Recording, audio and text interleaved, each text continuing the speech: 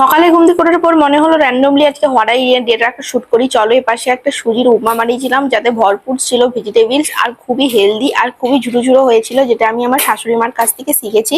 এবার সে একটু চা খেয়ে নিয়েছিলাম, চায়ের পরিমাণটা তোমরা দেখতেই পারছো। তবে হ্যাঁ, চাটা আগের থেকে অনেকটাই খাওয়া কমিয়ে দিয়েছি। ও তারপরে আমরা একটু ব্রেকফাস্ট সেরে নিচ্ছিলাম সবাই মিলেই আর কি। এবার সে রান্নার চলে গেছিলাম, তারপরে ডিম হচ্ছিল আমাদের দুজনকার মতো, কারণ শাশুড়ি মা আর শ্বশুরমশাই ডিম খাবেন না।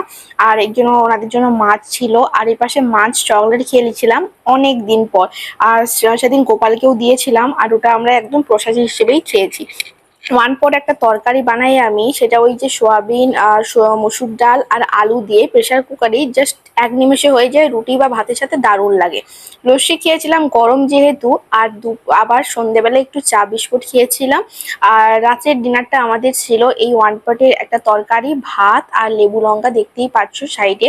দুপুরের মেনুতে ছিল কিন্তু ডালের বড়া, ভাত, শসা, পটল ভাজা আর এপাশে মাছের ঝোল।